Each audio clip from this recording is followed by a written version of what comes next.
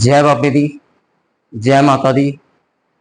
श्री अखंड दरबार साहिब मां भद्रकाली चौकी से दास सभी भक्तों को जय माता दी, जय बापी दी। संगत जी, बार बार दरबार के अंदर वचन करे जाते हैं और बार बार एक ही बात पूछी जाती है कि हमें इस चीज का उपाय बताएं जिससे हमारे कष्टों का निवारण हो सके। मेरा बार बार एक ही जवाब होता है, कोई किताब नहीं है कि किताब में से पढ़कर मैं उपाय बताऊं कि तुम ऐसा करो ऐसा करो। उपाय करने के लिए बिना जब इंसान परीक्षा देता है तो उसके लिए किसी गुरु की भी जरूरत होती है। तो जब वो उपाय करा जाता है, उपाय करते हुए किसी ऐसे हाथ की जरूरत होती है जो उन उपायों को सार्थक कर दे।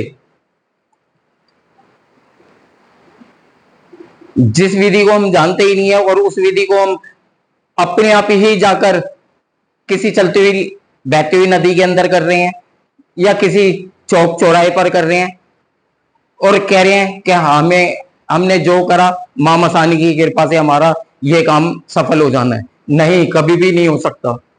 कोई उपाय कभी सफल नहीं होता जब तक उपाय करते हुए किसी ऐसे हाथ की सहायता नहीं मिलती। कोई ऐसा हाथ ना हो जो हमारे करे हुए उपायों को सफल कर दे।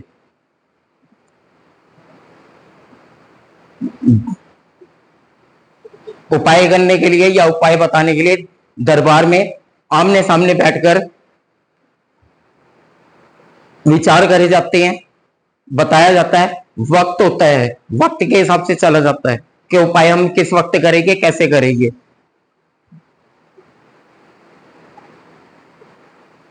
मैं सिर्फ संगत को ये बताता हूं कि ये काम इस तरीके से करना है और संगत कहती है हम इस तरीके से घर जाके करते हैं। थोड़ा सा साइंस की तरफ आए तो कहते हैं ऑपरेशन हॉस्पिटल में होता है, घर में नहीं होता। तो कोई टेस्ट वगैरह भी हो रहा है तो वो हॉस्पिटल के अंदर ही हो रहा है, घर के अंदर नहीं हो रहा है। ऐसे ही इन चीजों का जिन्हें हम शरीर पे लगे लगाए करे कराए या खिलाए पिलाए हाजिर चीजों को कहा जाता है। दरबार के अंदर डोलियां बोला जाता है कि जो डोलियां होती हैं, डोलियों का इलाज दरबार के अंदर करा जाता है, किसी के घर नहीं करा जाता। या हम किसी नदी पे ले जाएं या किसी स्थान पर ले जाएं, वहां जाकर अगर हम ये उपाय करने लगे या डोलियों का इलाज करें, ऐसा नहीं होता। दरबार के अंदर ही इलाज होता है। जो भी इलाज है दरबार के अंदर ही करा जाता है। संगत फोन करके अगर हमारे से कहती है कि हमें सिर्फ बता दो, तो बताने से कुछ नहीं होता, करने से होता है।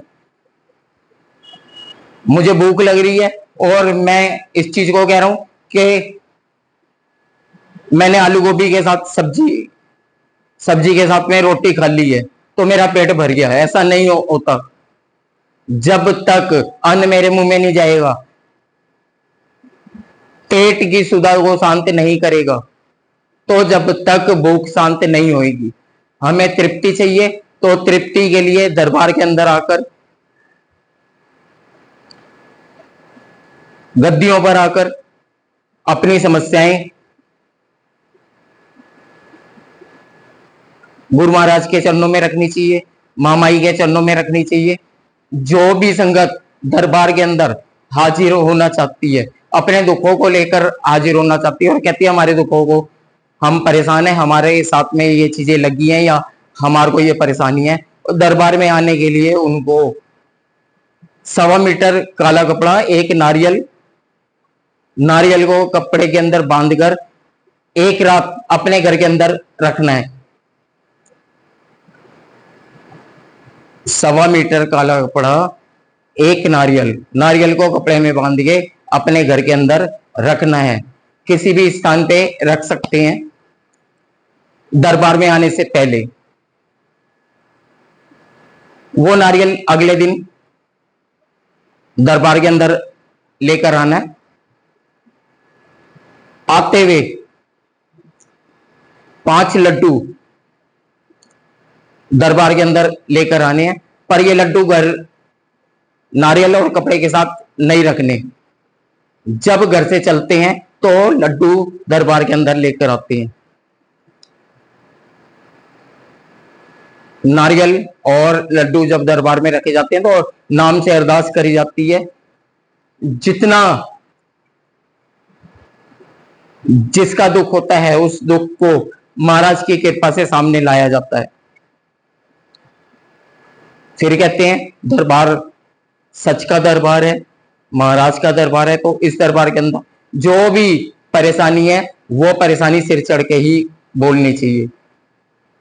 तो दुखों को दूर करने के लिए दरबार के अंदर जब भी संगत आए तो यही विनती है कि एक नारियल काले कपड़े के अंदर बांधकर एक रात पहले घर में रखें। जब दरबार आना है तो आते हुए 5 लड्डू दरबार के नाम के लेकर आने हैं, जिससे उनकी परेशानी का हल हो सके। जय बाबे दी, जय माता दी।